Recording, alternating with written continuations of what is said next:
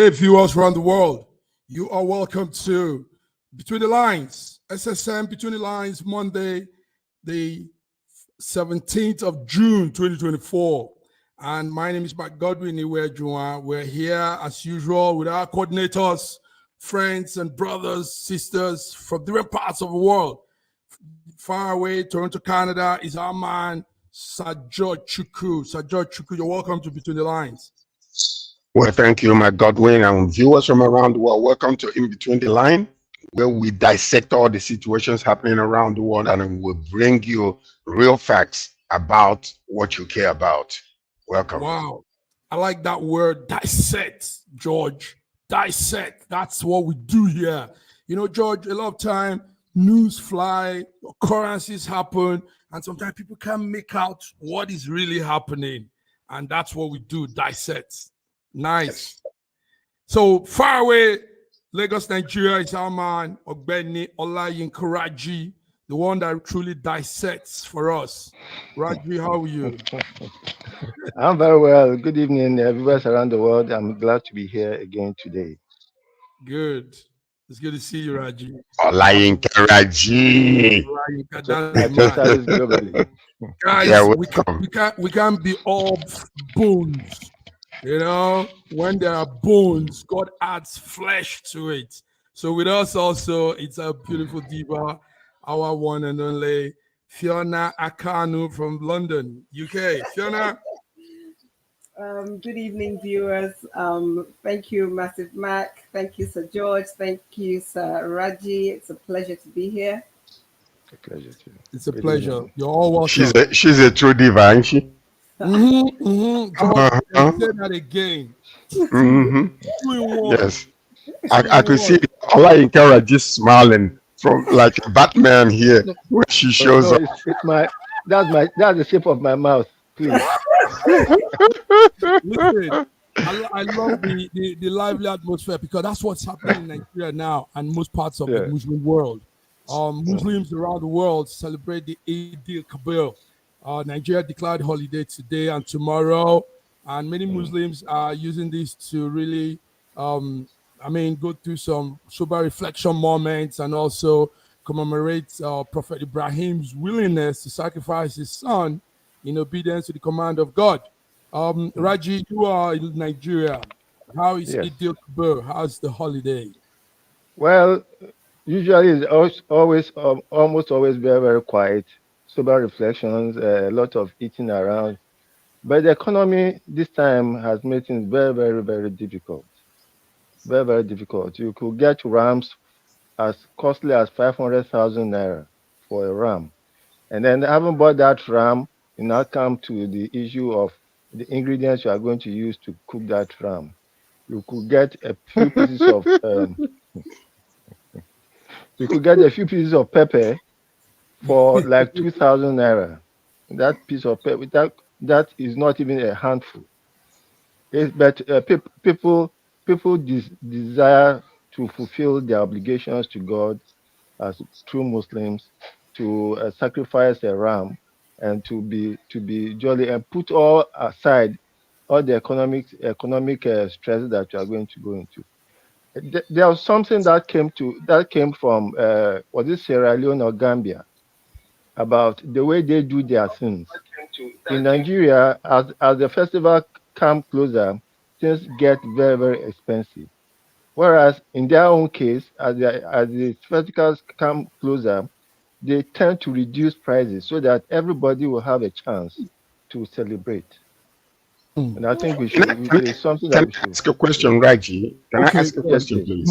Now, please, the ram that you guys use to sacrifice, does it represent that ram that was, presented to Abraham on the Mount Moriah in place of Isaac? Is that what it is?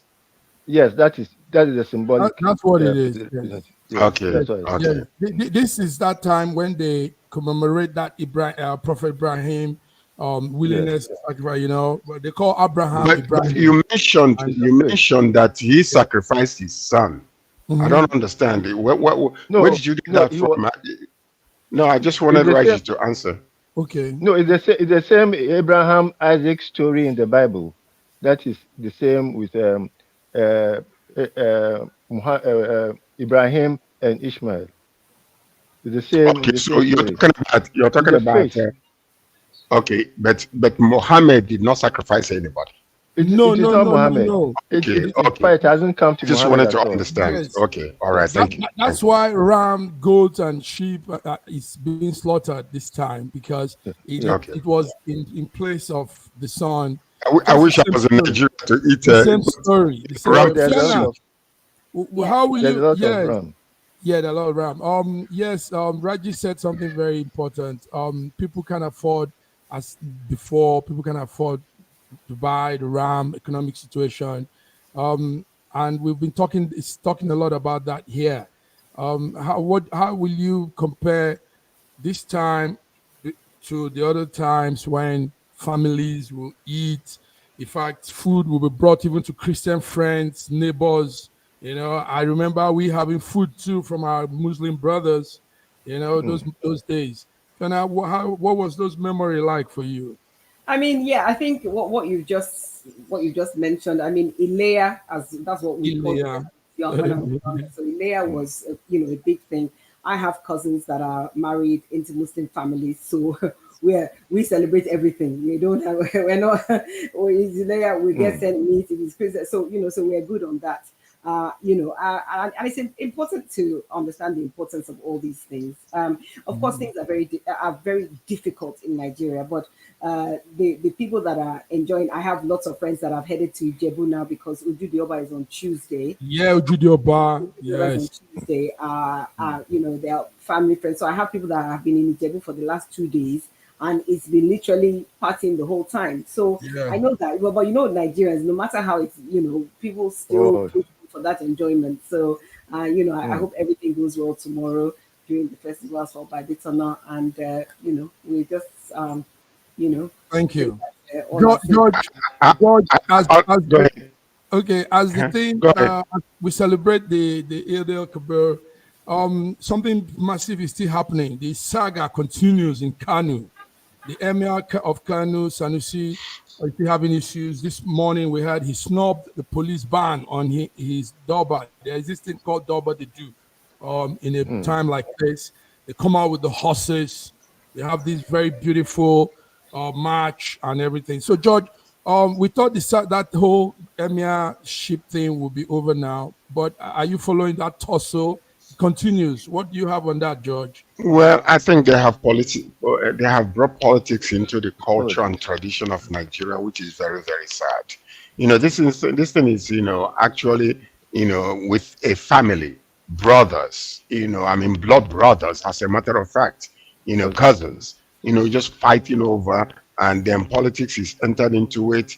I think that they need to call elders in that area to sit down and culturally and traditionally sit down and discuss how to be able to just bring peace among these people and to ensure that we don't politicize this, because once politics enters into it, it becomes something else. But on that tone also, I want to extend my condolences to the people that lost their lives in Mecca during this Hajj Yes, because of the yes. extreme heat.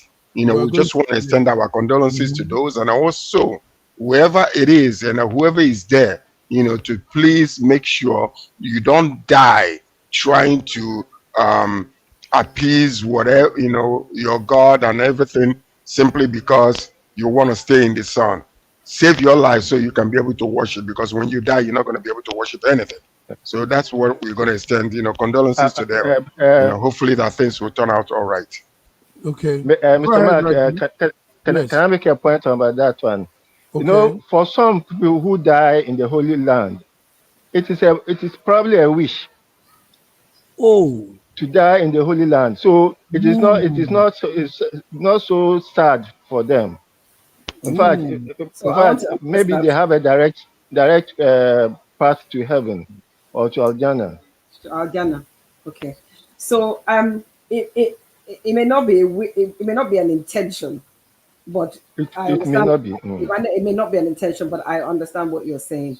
Mm, I think that one of the things that, for me, has always been very interesting is that people say, oh, I'm going to Hajj, or I went to Hajj and everything, and people don't understand that it's also a grueling physical exercise. It's not just, oh, we don't go somewhere. It's grueling, it's long, it goes on for days.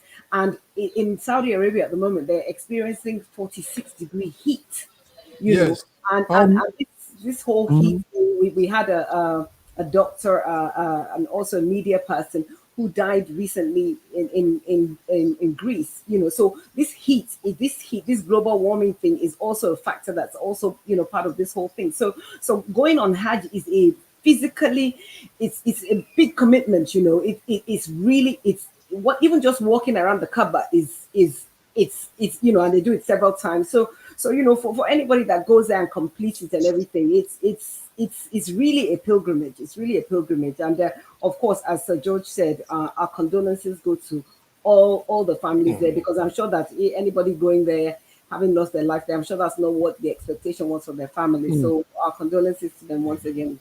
Thank you. Yeah, George, go ahead. Can I just say something? Yes. I'm hoping and I'm praying that our president, one, because of his age, number two, because of his medical situation, to please ensure that he disallows some of these things, that they gruesome things, because you have to walk as there's somebody saying, when you're fast according to your medical condition. When you're driving, drive according to your weather condition. But in this particular case, we are praying that the president will not be susceptible to those type of gruesome exercise. We need him alive, we need him healthy. So let him consider his age if he's there, make sure that he stays alive for us. That's all I'm gonna say. Thank you, George. Yes, viewers, you're tuned in to Between the Lines Monday. 14 Jordanian citizens died while doing the Hajj pilgrim in Saudi Arabia.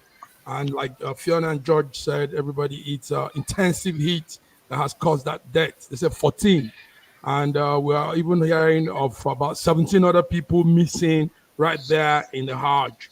The Hajj is something very vital for Muslims. This year, it gathered about 1.8 million people, according to the Saudi officials' number. So, yes, we don't want that. Raji said it's a pleasure for some people. Some people find it as an honor. For some people, yes. That's an interesting one. Okay. So, guys, let's move on to other stories. So we've talked about the emir having issues. What happened today was the Doba, like they do on the Eid al-Kabir day, like today, got a lot of problem. Police came, they stopped the one they were doing in Kanu, and the one in Nasarawa was also put on hold. Because we now have two emirs, one in another state, one in another state. So, I mean, interesting.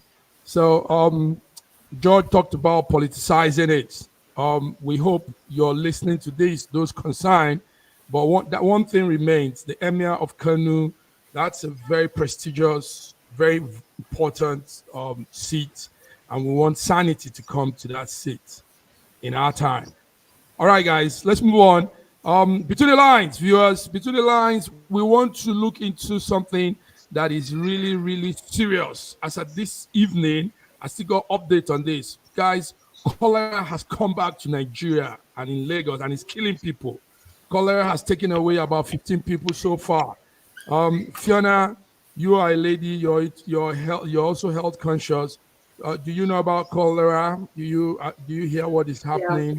Yeah, I have. I mean, it's very sad that in 2024 we're having cholera outbreaks. It's quite unfortunate.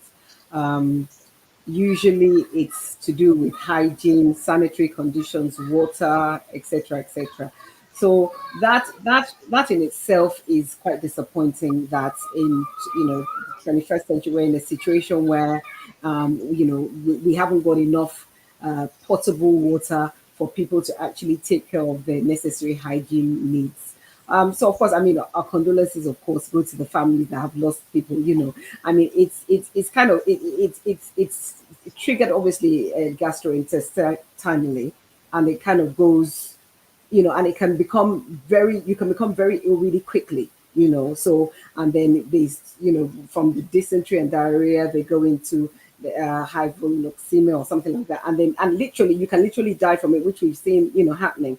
I don't know how robust the measures are on the ground for response to people that are presenting with the symptoms. I don't know whether because when things like this happen, there needs to be a very rapid response by the states involved, and it's not just in Lagos State though. It's actually across, I think, 30 states in Nigeria have had cholera outbreaks. So this is not something that we should just take, sitting down. And it's highly infectious as well. So, I mean, I think it's important that everybody's really cautious about everything that they do going forward, at least until, it's brought under control, because we would hate it to become an epidemic. That would be a real problem. I don't think we have the health resources to manage it. So, people have to be careful what they're drinking, be careful where they're drinking and eating from, because I know a lot of people eat a lot of stuff on the roadside, this, that, and the other, and we all know hygiene situation is not that great. So my advice would be to really be very, very cautious about where people are eating and drinking from at this time. Thank you, F.N.A. Good one. Shows you're really health conscious. Raji, so what's happening? I mean, in the 60s, we had the song back then, Ebenezer Obey sang about cholera those days. I remember as a little boy, early 80s, late 80s, that song played on the radio for a long time, telling people what to do, how to be take care of themselves. But it has come back, Raji. And the other time we were talking about how filthy, really, a lot of places in Nigeria is. Raji, what do you think? Cholera killing people now. 15 cases. It's quite sad. Go ahead. It's quite sad that the cholera has just come back suddenly. Very, very sad. And I heard of a case of a lady who just came back from Canada who got infected by cholera and just passed. Very, very, very, very sad. Very, very sad. But I think the measures to prevent cholera are rather very simple. And I don't know why certain measures are not being taken by people for their own self-preservation.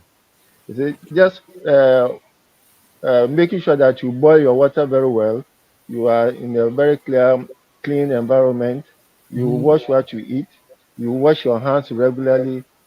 I don't think it's then if it happens and when it happens, to be able to do the ORT that we normally do. But then my condolence to those people who have lost their lives. It's very, very unfortunate. And I hope that now I think the government is doing whatever it can to stop the spread. And I'm sure the citizens are also ready to assist the government in on all its efforts. We hope so. George, the minister, the health commissioner for Lagos said people should do their best to stop. But most times, too, government brings in measures like Raji is telling us. Is that not so? So what some of suggested measures you think government could also bring in? Because before you see, it's an outbreak. Yeah. Go ahead. The thing is this. The outbreak of during the pandemic, it just brought everybody to understand how symmetrically connected all of us are when it comes to human interactions and how disease can pass from one to another. So this should have been a lesson that we would have taken from that pandemic, into this particular time, whereby many people can sit and understand that human interaction is very important, but also making sure that you keep your environment very clean, taking measures into what to do regarding what Fiona just said about boiling water, making sure. But if you look at it in a nutshell, really, some of these things are stemming from the failure of government in Nigeria. Prior to the war, we had running water. There was water running all over the place. I remember as a child going to Lagos and seeing an abandoned building. As a matter of fact, I took a bus to Lagos and I saw an abandoned building. And me and my friend decided to go into that abandoned building that was torn down the water was running. And that's where we have to, we actually washed ourselves in order to go, because we were supposed to be at the embassy very early in the morning. So we had to clean up there. But today you don't have any running water. You don't have any system where water can go to houses. This is failure of the government. This is as important as light is. Water is also very necessary for the government to provide. Wherefore, if they have done this, people will not have the incident whereby the contamination of water. Maybe they left water so much, or trying to get water from the sewer system, or whatever the case might be, that might be contaminated. The government must look into that. I don't know whether it is possible right now in Nigeria to begin to go from city to city, state to state, to develop the water system where people can get water from their home. Very soon in Nigeria, you'll be selling oxygen to breathe if care is not taken on how things are going. I agree with you. I think that the failure of the state to provide potable water is an absolute disgrace, to be quite honest. It's ridiculous. I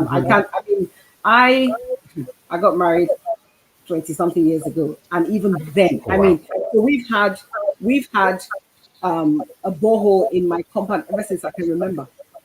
And so I remember, that's how we've had water. So we've never had any, and it's interesting because they still come and give us water bills for some strange reason. But so this failure is not something that started today. I remember one time when we had all brown water coming through the taps. This was many years ago, and the system has gotten worse. And because people have also now built houses in the wrong places, the water, there's so many properties that they have tankers coming to deliver water. We don't know the origin of the water that's coming. It's just, it's all down to the state.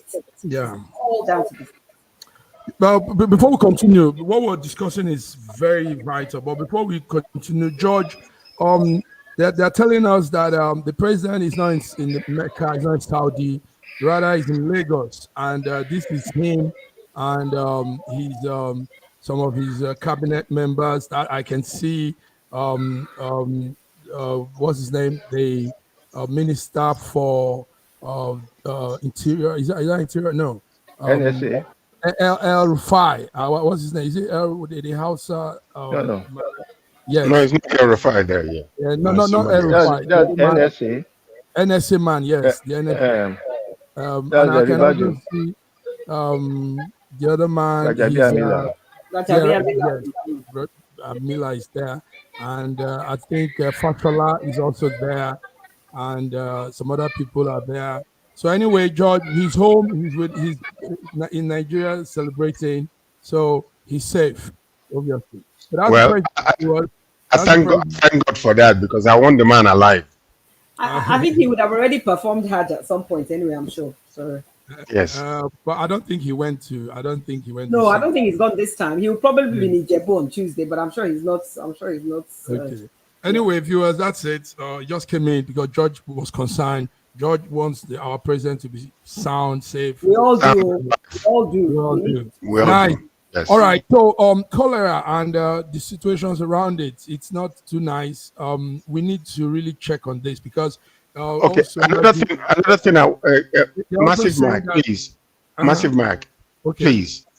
I think there should be a public service announcement. Okay. To educate people. Nice. How this disease spreads from one to another.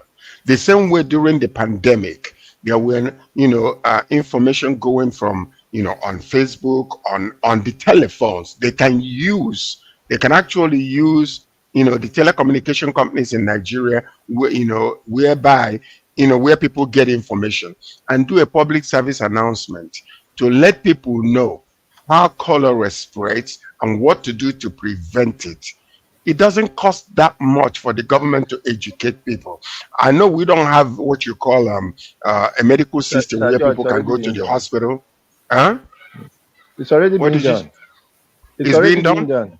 Oh, yes, it's already been done. Awesome. Yeah. Okay. The government is up to it. Okay. Yes, it's already been done. Okay, beautiful. But right. more, Raji, more jingles. A lot.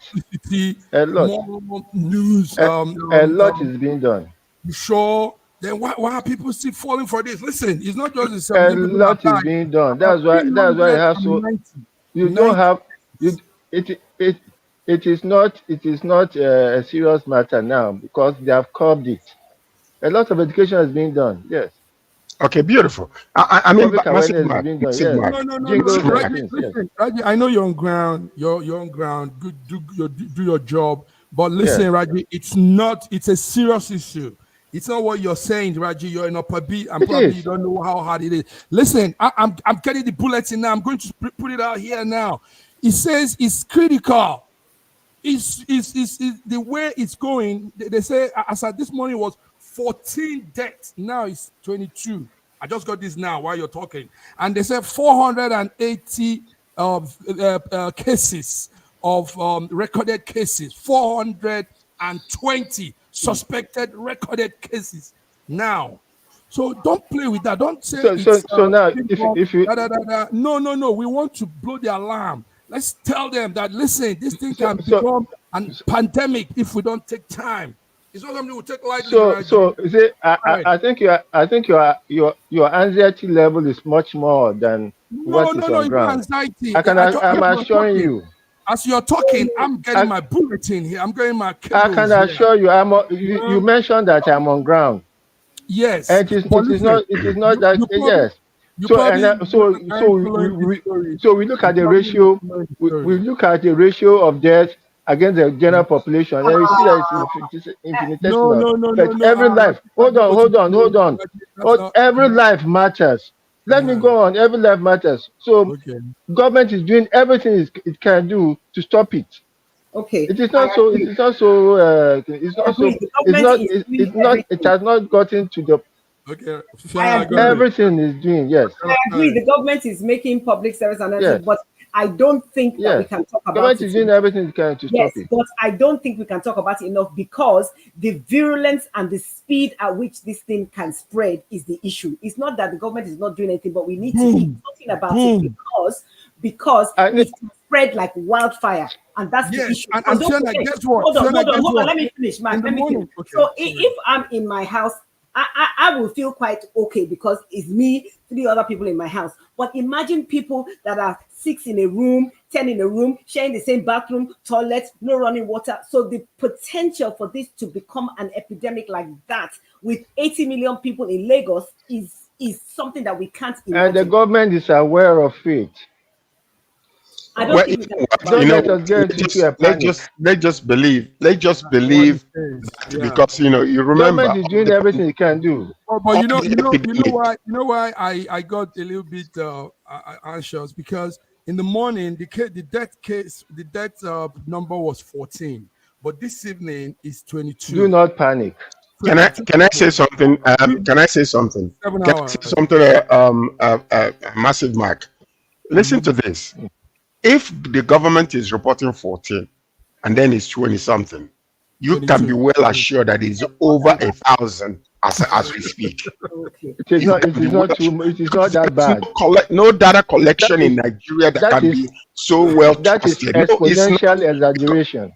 No, it's not. Because how many people do you know that died in Dauda today that as a result of this, that there are no statistical data collection that can tell us the truth about it? How many people do you think, I'm from Akatolo in Imo State, how many people died of it today that cannot reach the government? So when we are talking specifically because there are no data collection that can give you a specific, because many people, somebody dies, they blame the uncle, but it's cholera that killed the person, and they're talking about the uncle poisoning them. We are not that backward in Nigeria. You've been out of Nigeria for too long.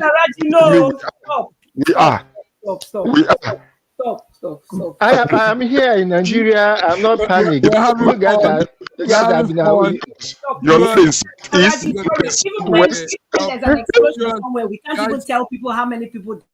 Yes, guys, let's go on a small break. We're having fun. It's Eid al-Kabir. Today's holiday in Nigeria and most parts of the Muslim world. And we're back. More to talk about, so many more issues around. See you on the other end. thinking like us who join.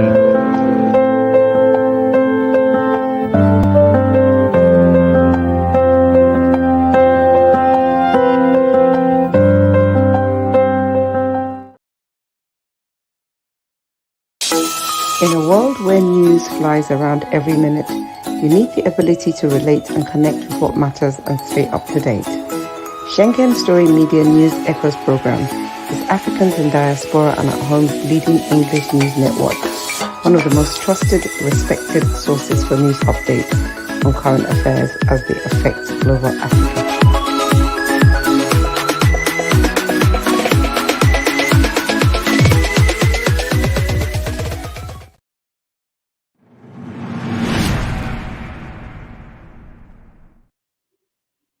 Between the lines, guys, between the lines, friends, viewers, wherever you may be, we are here giving you lines, stories, and checking the lines in between them. Most times conventional network don't do this. They want to stay straight jacket. They want to stay because the government or somebody is checking on them. But we're nobody's puppet. Georgia, is that not so? When nobody's puppet. And this is the reason why I love what we do, because number one is there is no news show out there where you get people from all around the world. Every part of the world. We have it in Russia, we have it in Ukraine, you have it in Germany, we have some in UK like Fiona, we have it in Nigeria, and we have it in North America. I'm from Canada. Look behind me and see the beauty of the Canadians. That's it. So this is it. So this is a place where you can get the real news, authentic news, unadulterated news, not being suppressed by any. But we know that some of us might be in countries where they might be able to suppress it, but we still bring it as authentic as it can be. In between the lines, we go deep. Thank you, George. So, beautiful. Thank you, viewers, for being with us. Yes, thank you, viewers. Let's talk about something very serious. The Nigerian Senate said they will support that 6 months. Remember that news we had some time ago that some House of Rep members came and said, let's have this 6 years single term for presidency and governors, and let's have two vice presidents. Now, the Senate is saying they will support it, but if Nigerians will approve. So what that means, guys, is that we're close to having that style of leadership. We're close to it. If the Senate said they will support it. Fiona is laughing. Fiona, let me start with you. We're close to it, Fiona. I don't know why you're laughing, but let me tell you. Go ahead. Let me tell you why I'm laughing. Because I think I read somewhere they said if Nigerians agree or something like that, and I just thought, when have they ever done anything in agreement with Nigerians? When did that ever happen?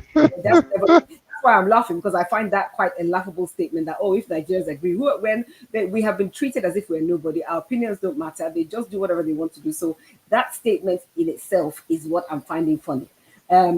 We talked about this the other day, and we said if it's going to be 6 years, surely they wouldn't try and impose that now when we have a current sitting government. If they try to do that, which will mean extending from 27 to 29, am I right? Yes, to 29.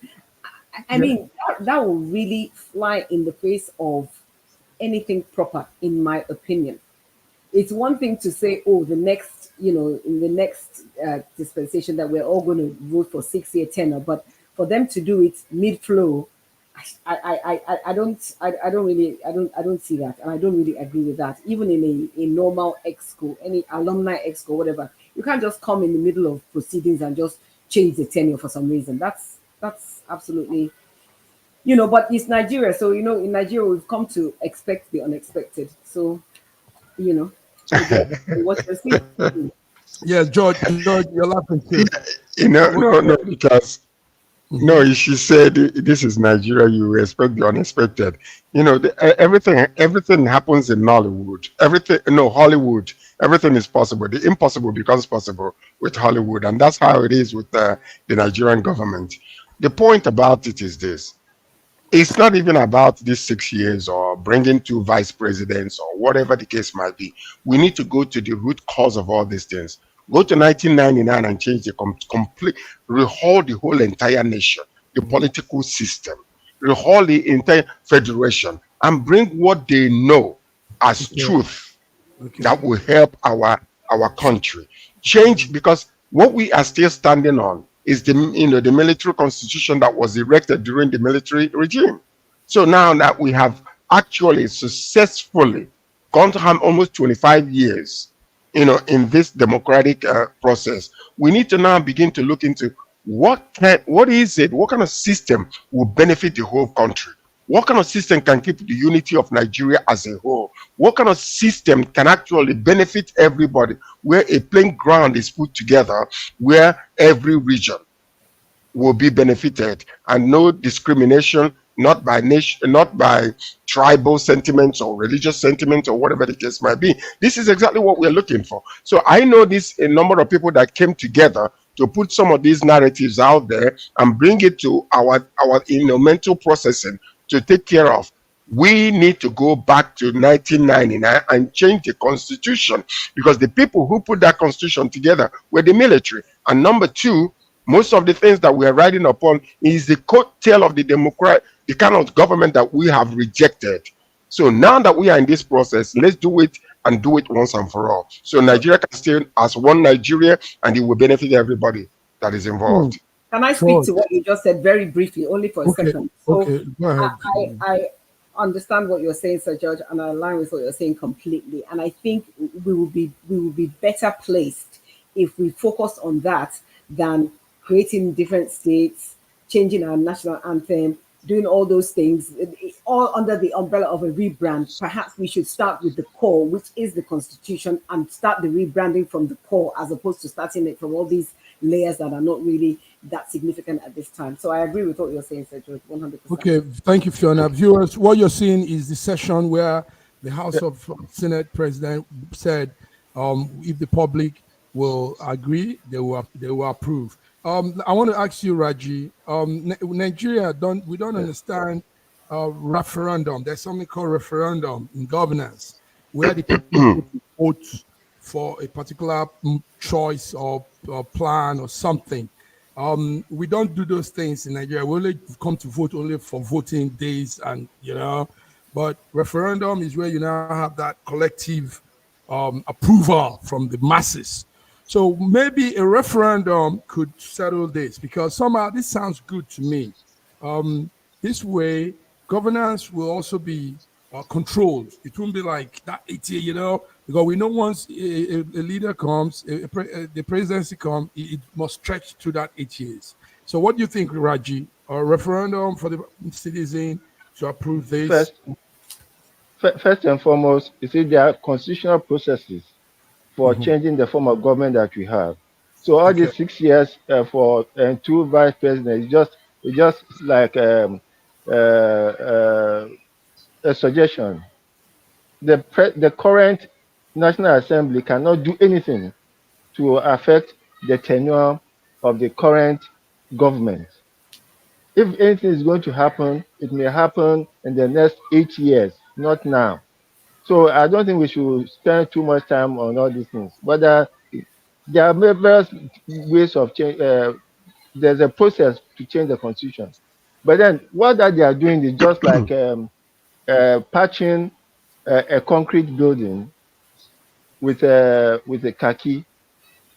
It won't help.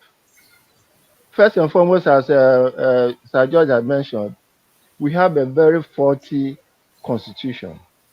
And if the president is in a hurry to change the anthem that we had to what we had before in the 60s, then we may as well change the form of government we have now to what we had that went with the national anthem that he has now changed us to. And what we had then was a original and true federal constitution. You see, the destruction of Nigeria happened in 1962. On the 29th of May, 1962, when Balewa, whose ambition was just to be a village headmaster, was forced upon the country as the prime minister. It was way beyond him. That state of emergency that was declared in the Western region at that time was the basis of the problem that we have up to today, because that destroyed the true federalism on which the country started.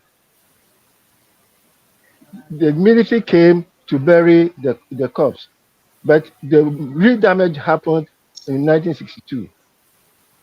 So if you want to go to do anything, we have to go to pre 1962 when the damage started. The best government system of government for us now will be a system of true federalism. But unfortunately, the military has come in and balkanized the whole country Okay, thank you very much, Raji. by creating Yes. states. No, by Mhm. creating states along some very confused method. So and then we have to roll back all these states. But meanwhile, they are thinking of creating 14 more states. So we live in a confused environment.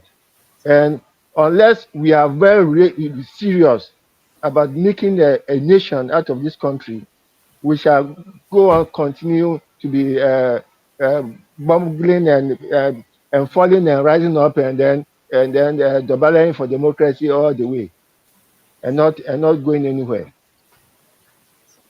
Thank you. You went deep on this one. Okay. Anyway, viewers, that's it. The Senate says it will support the 6 years single term for presidency and governors in Nigeria only if Nigerians will approve. And Fiona said they don't even make us. In fact, they say only if Nigeria, as if they have a means of making them come do the approval. But we are suggesting to them learn how to make referendum, get the people prepared, do this thing. Yes, they can, George. All right, guys, Oh, let's they go can. to, yes, they can. Let's go to something also very serious. This will probably be a center topic for us all because it affects us somehow, somewhere. And that's the issue of climate change. Now, listen to what happened. Yesterday, I was in a discussion with a forum, and a Kenyan farmer, a Kenyan boy, is a farmer, and he's been saying for some time now. That's his picture there. That's Jasper Machungu. Jasper Machungu. He is a farmer. He has been saying for some time now, and he has been denying this whole thing called climate change. Da da da da da. And this is 29-year-old Jasper. Now, I spoke with some farmers too from different parts of Africa, and they are all saying the same thing. They said, "Listen, there's all of this is just some people making money out of it. That they have been in farming, they've been in this whole environmental observance, and they don't really see anything like that, like what the whites are saying, Europeans and the West and America and everybody's saying." So I don't want to say my own words. Let me start with you, George. George, do you believe in the fact that the climate is changing? Do you believe in this fossil fuel, all of this whole story, or is it a scam? Okay, listen to this. Listen to this. Mm-hmm. I don't care what religion you belong to. We believe that God created this planet Earth that we're living. And we believe also, even some Muslims believe that Adam was the first man. But when Adam was put in the garden, God gave him a commandment to tend the garden, protect it. So from that time up until now, this is almost 6,000 years. We know there's so many changes. Technological advancement has brought about a lot of things whereby our climate is being interrupted from the way that it was originally, created by God to have. We have a lot of pollution. We have, fossil fuel. We have, vehicles that are, doing a lot of things.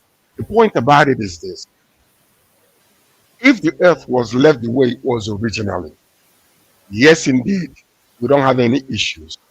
But it was not left the same way it was at the beginning. or intended by God. The fact is that the will of God is hardly done on earth.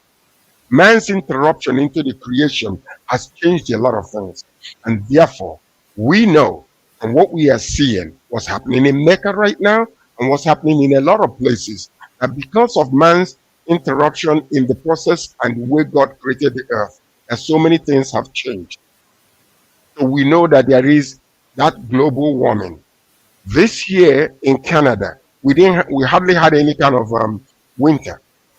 Snow fell only 2 or 3 times. Originally, it used to be much more. Right now, it is no longer. So you can see that there is something that is interrupting. And because of industrial development and technological development, a lot of things are happening. We have to reverse it. And believe me, from the way things are, if we are not careful to contain or to change the conversation about plastic on the rivers, in the waters, and the effects of it in our system, it is going to be dire. The question, when Adam was first created, there was nothing like nuclear weapons. Today we have it.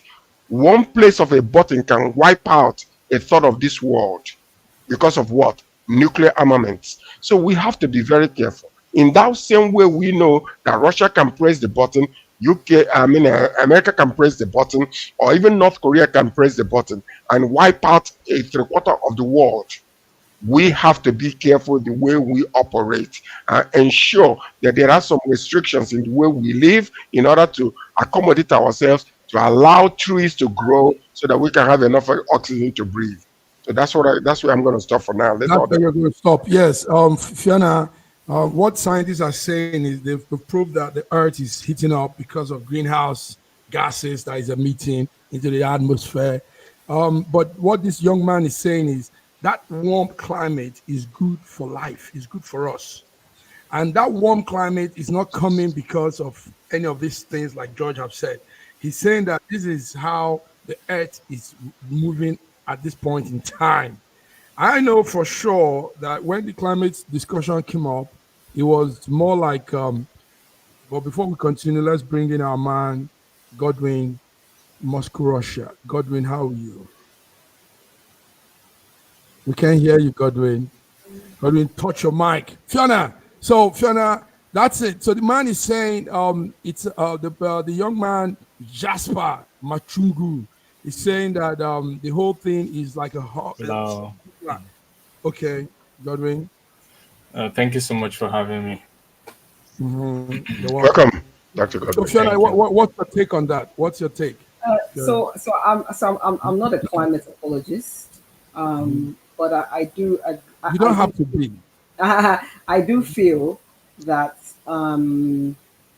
we have to do better. I think we have to do better when it comes to the environment. However, I think governments will also do well to be really transparent about what is actually happening. We're under the cosh for recycling, we're paying for plastic bags, we're doing all these things, which I assume is a fantastic way for raising revenue. But actually, I would like to have like more clarity in terms of whether these things are actually the things they say are actually happening, because it's all well and good for the government to say, well, it's our plan that we're not going to give plastic bags after so and so time and everything. But what I want to really understand is all this landfill and everything. Are things really? Is there at the core of it? Is there an actual change? 100%. I think the drastic we've had over the years, there have been drastic things that have happened with the weather, but I think the increased frequency of this more horrific and terrifying weather phenomena is a clear indication. And it's not just about heat, because global warming is not just about heat, it's also about rain, it's also about water. So I think that there's definitely an argument that would agree with the fact that definitely there is something is happening with the climate. Definitely, I think that's and I think if we are clearer on what we're actually supposed to be doing to help, because we need to safeguard it for generations to come. I mean, probably people like me. I mean, it's whatever. I'll be fine. But my grandchildren, my great grandchildren, etc., etc. We want to make sure we're living a planet that they'll be able to at least walk and breathe. I remember during COVID when we didn't have planes overhead, etc., etc. It was quite interesting. where I live is quite suburban, shall I say. And it was really interesting to actually wake up, and it was like bird song, and it was like, it was actually quite different. It was actually, it was actually significantly different. So, I mean, there's definitely an argument that, we're impacting the environment. There's so many of us out, in the world at the moment. So, whatever can be done to educate and make us kind of look at it as a from a systemic point of view, I think will be helpful. Yeah. Okay, systemic point of view. Raji, you and I Yes, stay sir. on the same line on this whole discussion. I know some of the people you listen to; they are my friends too. From the onset, Raji, I knew Al Gore started this whole thing. I knew it was a ploy. It wasn't. He didn't have real, um, authenticated reasons to start it up, but he ran with it. And our man Dan was saying he was the first to come up with that. So what's your take on this whole climate thing Is with it, what the is African it, boys say? is it now what are the what is whatever it is that is supposed to be causing global warming? I Mhm. think it's from carbon dioxide. Okay. And Okay. then you see, we can actually look at what happened in 2020 when there Okay. was virtually no vehicular movement across the world. Yes. No planes were flying, no Good. cars were hardly moving, and we are not burning fossil fuel. Hmm. However, it was noticed that the carbon dioxide content of the atmosphere increased. Okay. The same thing happened in 2008 when when there was some economic downturn that constricted people from moving around. Carbon dioxide increased. Now, let's look at the science of it. What is the percentage of carbon dioxide in the atmosphere that people now are worried about your carbon footprint? Do you believe that the carbon dioxide content of the atmosphere is 0.04%? 0.04, not even 0.1, 0.04%. And how that amount of carbon dioxide could affect the world is still beats me. Now let's look at what they said was that sea levels were going to rise. Sea levels were going to rise. Okay, now we look at London, look at Florida. Bankers are the people who are almost always aware of putting money where they can always get it back in multiples. But you can see that currently investment in coastal estates around Florida and London has increased. Bankers will not throw their money after an area which is going to be submerged underwater in 10 years, in 20 years. So I don't see, and then there's no way we are going to go away from fossil fuel, from petroleum and oil, because the cost of charging a single EV is equivalent to 200 homes use of electricity.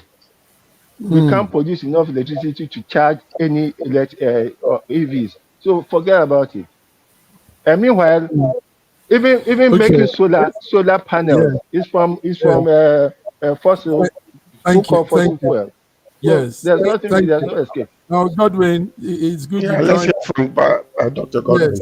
Yeah, let's hear from Godwin. Godwin, we're talking about fossil fuel. We're talking about global warming, and a young Kenyan farmer that came to say that all of this talk is a hoax. It's a ploy by the West to keep Africa poor, like he said. What's your views on that, Godwin? Well, there's no question that there's climate change in terms of global warming, to be precise. But while carbon dioxide is a contributor to global warming, it is not the chief cause of global warming. We have anthropogenic factor, which is industrial revolution and the release of global pollutants, which have helped to increase, like CFCs, chlorofluorocarbons, which have helped to increase the temperatures, global temperatures. So it's not chiefly CO2, but the the climate change extremists and propaganda will have you make you believe in terms of that to push an agenda. I'm not saying this to Raj. I'm saying to those who are really every day, fighting for this. But it's important to note that while there's increase in global warming, there's no climate emergency. And all people who also say that there's climate emergency are part of the aggressive market economic driven propagandists, because yes, there's global warming and consequences, but the world has always experienced climate change. And there's been cold cycles, warm cycles, there's been ice age, no doubt about that. But Different this is a stages. situation of global warming. I also want to add that the figure that is being quoted, like 97% of scientists agree about global warming, for example. This was based on a study for which just 12,000 scientists took part in. So it's not really representative. We should always allow all sides to speak, because we saw it with COVID. While COVID is real and the vaccines helped in some way, but there were lots of health concerns that were raised up with the vaccine, and the fact that even after the vaccine, it was still possible to transmit the disease. But those independent voices were put on a leash, and everyone was forced on lockdown. So it's always good for us to at least also listen to both sides, including climate deniers. Nice. Thank you. Can I say something? Just have just a simple addition to it? You see, one of the things that when we deny climate change, if you go to China today, there are certain places like Guangzhou. When you go there, every friend of mine who's a business person that have traveled to that place, I have had reports about the breathing situation. Even the atmosphere itself, the color of the atmosphere, most of them will stay indoors, because when they go there, people that suffer with asthma will, it will increase the intensity of it. Dr. Ibe, you can tell us a little bit about that. So to say that there is no climate change, because God created the earth the way it's supposed to be, and therefore he knows exactly. Mankind has already put his footprints on the earth. And there are so many advancements. It's just like, saying, oh, nuclear weapons are not going to kill anybody, because man have, developed nuclear weapons. Just press the button and find out whether it's true or not. It is true.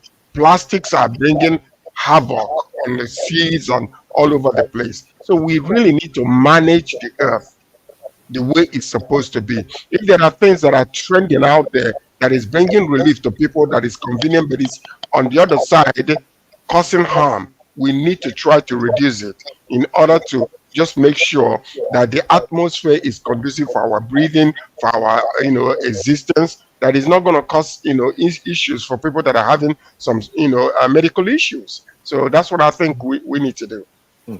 Yes. George, we're with you. Take note that the angle you're going to is reasonable. Checkmating excesses, damaging the environment. That's important. That is yes. That's the point. That's the main point. That's the main point, guys. But not emergency running up and down. Yes. Everybody taking away their freedom. And also lockdowns because of fictitious emergency that doesn't exist. Thank you. So George, don't get us wrong. No. I'm with you guys, but it's just that don't deny the fact that there is the existence of changes in the atmosphere. I'm not with the tangents that are running crazy, going like there is we're gonna all die tomorrow because of global warming, or the case might be. No, we have to be in the middle. We have to be balanced like in the way we approach. The little girl behind me here, the little the Norwegian Finnish girl or something. Okay, The fellas. Greta. Good. Greta Thunberg or what? Yes, Greta. good conversation. We'll continue with this conversation because this is human. It affects Yes. us, like you said, and such things should be said. But we also have to say that yes, environmental sanitation, environmental consciousness, keeping our environment clean is important. Everybody, we need to check on that. Godwin, tell us briefly, very fast. Russia says it will cease fire if Ukraine withdraws troops from the four region. Is that true? Putin newsrooms are saying that Putin announced this on Friday. Is that true?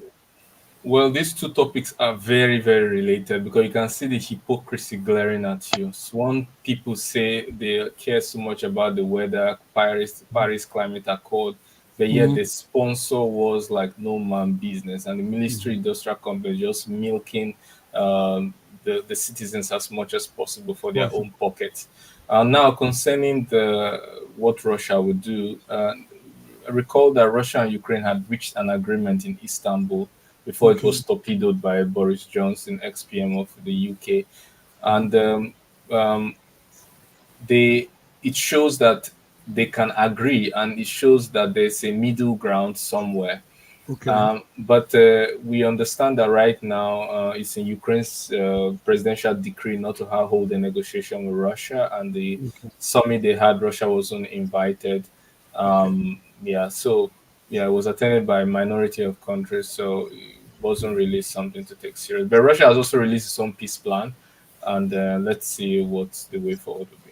Nice, thank you. Okay, guys, let's round up with let's round up. Let me just make a comment on that. Okay. See, we need to really, when we take away, all this international diplomacy, take away everything that politics is playing, and come to a common sense negotiation, you will see Russia will agree, Ukraine will agree. But it's the interruption and the interference from all these political, war affairs that are just interrupted. And then they're fueling a lot of things. I believe that Russia and Ukraine, they are brothers, for goodness sake. These people they are hewn from the same stone, whether we like it or not.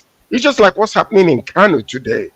Let's allow common sense, bring elders to sit down and bring sense into that place. This is exactly what needs to happen. People are dying. The way it looks right now is practically impossible for this war to end.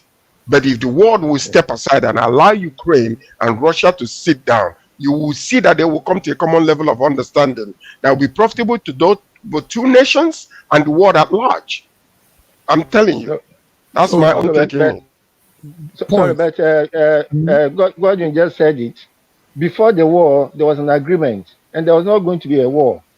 Now there's a war, and there's a presidential decree against Ukraine negotiating. So, and then the meddlesomeness US let's go back to that common sense where the two nations will sit down. I guarantee you, they speak the same language. They will come to a common level of understanding. Let's just take away all these international interests. Thank you. I just wanted Gordon to give us an update on that. I want us to end with something that's more that concerns us as Africans and a people. The G7, like you all know, was held not here, right where I am, and I was on the media side following up. Now they committed about $420 million to Africa. I was giving to Africa, and for infrastructure, for some things they said. Now this is the between the line gist here. Now listen to this, guys.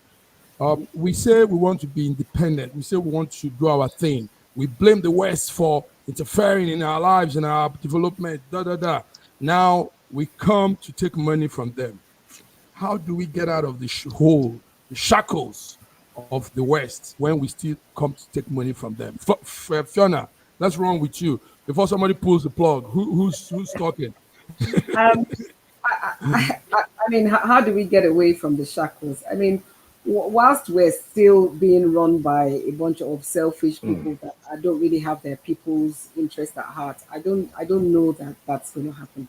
I think that there's still too much dependence, codependence on all this funding and all this money that comes from external sources. We need to look internally and start to negotiate amongst ourselves much better. Until that happens, we're going to be doing this for a long time. Until that happens, we'll be doing this for a long time. Raju, do you agree? How do Look, we get out of this? Africa's problem is like a man who has a yam, who has a knife, who now gives the knife and yam to somebody else and start going to the person to get a piece of that yam. The moment we refuse to start taking AIDS, and that the AIDS we take is worse than the HIV that it comes with it. The moment we decide to behave like Norway, to look, we don't want to do any catch up with you guys. We want to start developing our infrastructure our own way with the resources that we have. We don't need your help. After all, we have the resources that we have the resources. Why are we looking for aid? Okay, before George and Godwin round up, let's see comments coming in. Monday, Dakoro. Monday says, NATO, when we were talking about the Russians when Godwin was giving the update, he wrote, NATO is the problem. And NATO, somehow yes. That's true. Now he has also said, they, the West, should keep their valueless paper money and leave Africa alone. But Monday, it's not them. We go to meet them. Right there in Puglia, where this G7 was held, come and see all the African leaders running up and down, you know, all black people running like rats, you know, to come and collect money. Godwin, let's hear from you. So this is what has happened. 420 million investment has been given to Africa by the G7, and they say they want to make more infrastructure there. They want them to do it, and also follow the green energy plan, and all these things will just keep putting us on a chokehold. Godwin. You know, you can't blame a hungry lion that you've invited to dinner and that is munching on his meat that you brought. You can't blame the hungry lion. Look, our main issue is we've been divided and conquered. When Nigerians come together, when we have disagreed, we all agreed in all parts of Nigeria that we have suffered enough, that we really have suffered enough. That it's time to put away all differences, all other differences not concerned with this suffering. Tribal, religion, no, it come from my side, it come from your side. We remove everything and we say enough is enough. No, we cannot have this anymore. We bring, whether it's from your side or from my side, we don't care. Just somebody that we know that have our interests at heart, that is not compromised, that cannot be blackmailed by any side, by west or by the east, and that have the people at heart. Once we reach that stage, that we know that nationalism has trumped tribalism, has trumped other forms of factionalism, even party politics. At that moment, that is the beginning of a revolution, and that's the beginning of a new Nigeria, because nobody will be able to buy us for silver and gold. And so our main problem is not the lion that has been invited to dine, or the leaders that we have refused, we have kept quiet while they entered power because they were from our side, but it's because we've allowed ourselves to be divided and conquered. That is true. That is very, very true. Powerful. Powerful.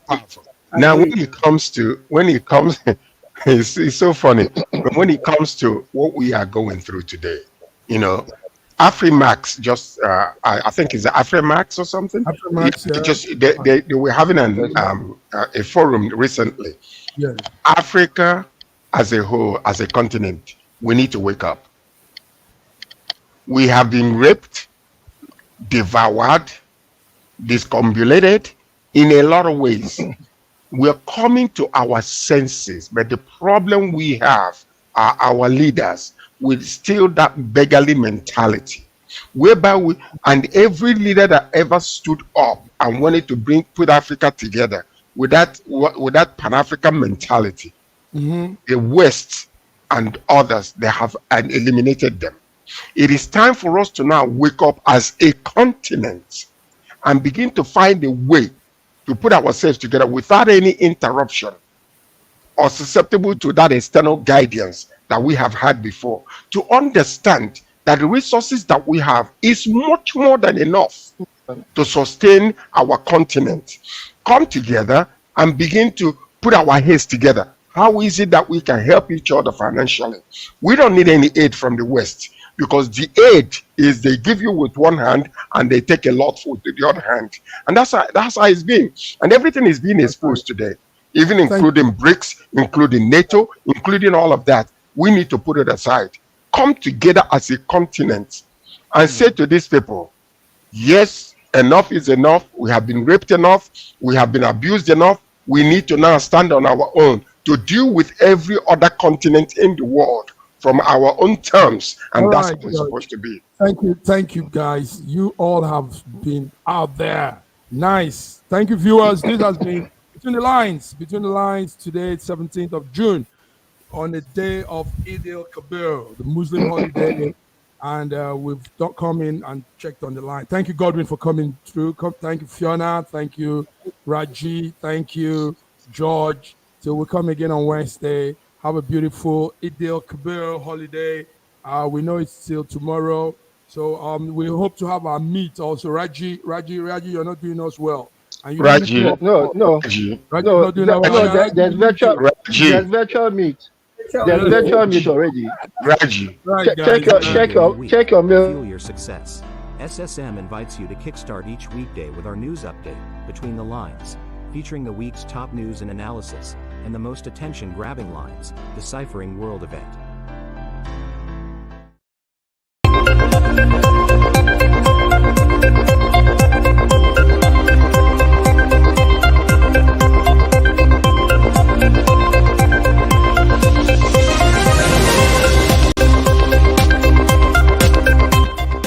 SSM News Echoes Between the Lines is a lively conversation program on news updates every Monday at 8 p.m. UK time, 8 p.m. Nigerian time, and 9 p.m. Central European time, giving real-time updates as they